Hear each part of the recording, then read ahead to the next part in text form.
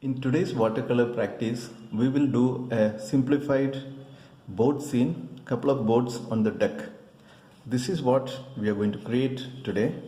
And as a finished work, this looks little complicated, and it may be little scary to, think of as a practice work. But we will try to make it simple.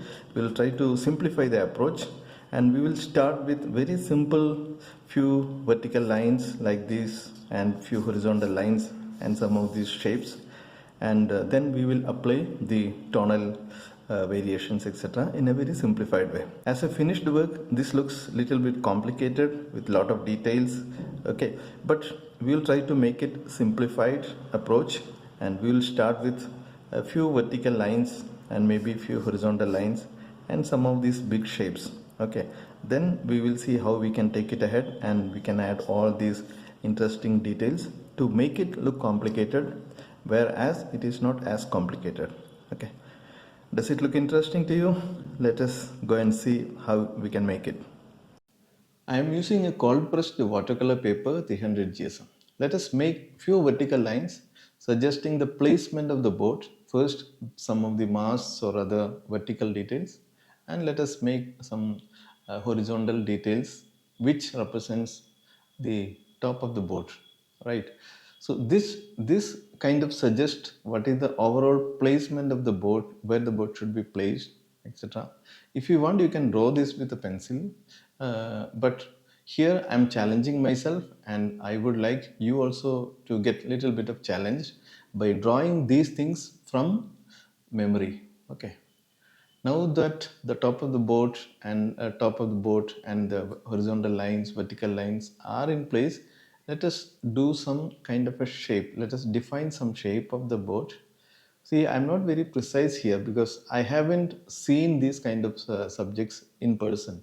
So whatever I do it from is from what I observe from photographs and movie scenes or videos, whatever. Okay. So if you have a chance to see these kind of subject, please observe them closely.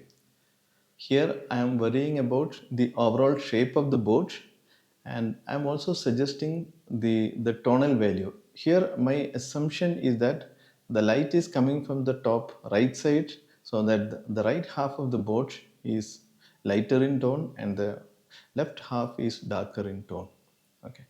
See, the bottom area is usually dark, that as far as I have seen it from photographs and other references. The bottom area is usually a little dark. And here I am mainly using uh, Payne's gray color. Okay, the Payne's gray color I am using. And for the right side of the boat, the warm part of it, I am using mainly Naples yellow. And for the left side of the boat, I am using Naples yellow and little bit of a blue. Maybe you can take it as little bit of blue, and I have mixed a touch of white to get some kind of a pastel kind of a feel to the color, right. Now I am kind of redefining the bottom portion, uh, and yeah, I think it is okay. I have softened this dark at the top of it, where the light colors and the dark colors are mixing. I have softened it a little bit because it makes it a little bit more interesting. Now let us define some of the top of the boat with some light color. I have used some the same kind of a tone, like the little bit of blue color for the top of the boat, and the same kind of color for the bottom of that structure, okay. So see, the colors are almost same. It is little bit of Naples yellow on the lighter side. Wherever you see it lighter, it is mainly a little bit of pale Naples yellow, and wherever it is darker, it is little bit of blue added, blue Payne's gray and a touch of white, okay. And for the darkest of these darks, I have used Payne's Grey and Burnt Sienna in different combination. You can try it out. Okay. See the color of every brand will slightly differ. The shade of every brand for the same color name, it will be different. So you can play with the color brand that you have. Okay. What we need is the tone variation. Okay. So I think we got the overall shape of the board here. Let us make some of the cables. Usually we see a lot of these kind of cables, and if you ask me technically, I don't know what they are, but to me they are some visual interesting elements. That is what I am worried about now. I am not worried about what exactly it is technically, whether it is technically feasible or it makes sense or not technically, but visually, I think these are making sense. I'm using a number two size of a pointed mop brush, okay, and it gives me good control on the lines as well as washes. The brand of the brush that I'm using is Camel, an Indian brand, and if you're watching it outside of India, you may not get it there. So you can use any soft round brush with a good point, or you can use couple of brushes for various parts of it. For wash, you can use some brush, and for the pointed details, you can use another brush. Here I am using little bit of Payne's Grey and touch of burnt sienna and maybe a touch of crimson to suggest some far end structures. Okay, see there should be. I am thinking of this as a far end so that I can create some sense of depth. Okay. You can look at my brushworks. It is very casual. It is not very precise, pointed, some kind of some kind of suggestion for some maybe some far end buildings or something. Uh, or it could be some foliages and buildings, a mix of that. And I think we have met that purpose. It looks that the boat is much forward now, much closer to you, and the background is far away. To enhance the depth, let us make another uh, another boat actually. Same approach, this kind of a shape for the boat, and then I'll be adding a little bit of those vertical lines. See the precise sequence of whether you make the shape first or the vertical lines first, it's all your choice. Okay. Here I'm not too much worried about the tones because I'm of course I am worried little bit about the tones, but not as much as the tone variations of the first boat we have made, because the first boat is the focal element, important element, and this boat I wanted to treat little vaguely, little. This boat is less important when it comes to the details, but it plays an important role in creating the sense of depth for making the composition little bit more interesting. So the first boat with the warm colors is the focal boat, and the other boats which I'm making now is these are the supporting. So all these kind of vertical elements and hanging cables, those things we can make. Okay. The idea is to suggest the boat with reasonable amount of details without precisely worrying about the details. Okay. So these are the things that you can practice.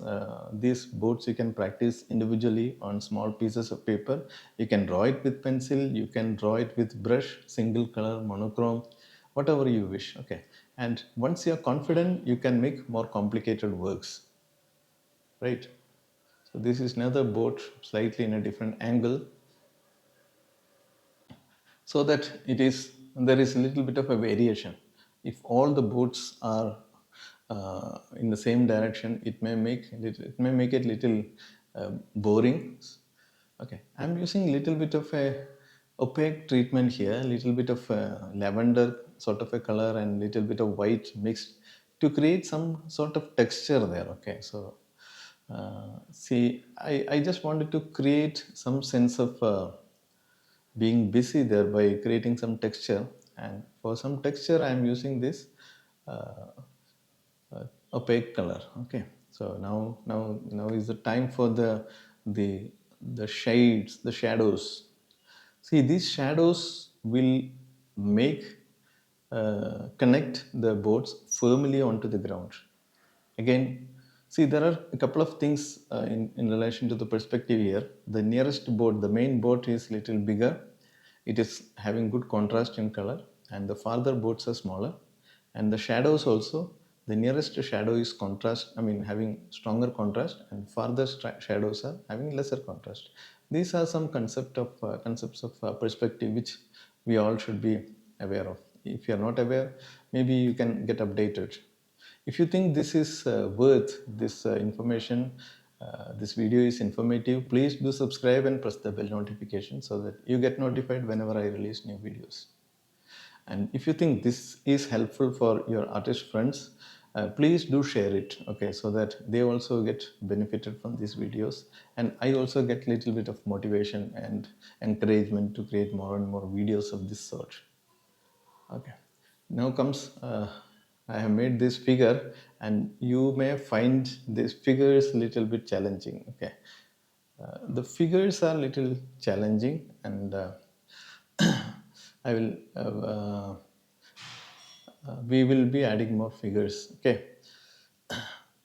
see, these are some vertical elements, some elements which are connecting the board to the ground so that they don't fall down. That is what I assume. Okay, I really do not know technically, but I have seen these kind of support sort of elements in some of the photographs that I can recollect, some of the references. Okay, so this I treat this as visual elements, and all these are made with dry brushworks. Okay, okay, coming back to the figures, I'm making the upper body first, and then maybe I suggest some leg movements. Okay, that is what I generally do.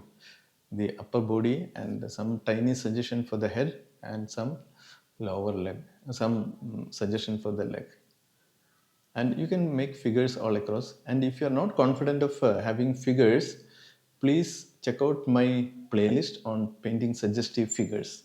Okay, that have a lot of additional information, detailed information of how you can make figures. Okay, now most of the works that I am doing is dry brushworks, and the colors, as you can see, are mainly paints gray and little bit of addition of maybe crimson or little bit of blue, burnt sienna, etc. And for the first figure that I have made, the green color is cobalt green. Okay, now I am adding some touch of orange to create some sense of color contrast. Okay, I always like to add some strong colors to get some color contrast and to bring the board a little bit more forward and closer to the viewer, and to make it more interesting. Okay, so these are kind of a compositional decision that you can take. These are not very precise touches. Okay, and some of the exposed body part of the figure, the hand and the arms and the faces, etc. I am using orange color, orange watercolor directly from the tube. Okay, so practice these figures separately, practice this board separately, practice the perspective separately, and you can combine all those learnings into combined watercolor scene like this. So we have a couple of more sort of daily practice watercolors that I have already posted on my channel. You can check out, and I will be posting more of these kind of simplified watercolors going forward. These highlights are touches of pure white watercolors.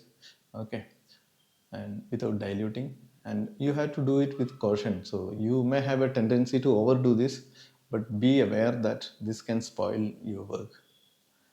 If you are not if you don't believe adding opaque pigments into watercolors, please you can ignore these opaque touches. You can manage with your own preferred way of making these highlights. Okay, I'm pretty much happy with this as of now. See, if you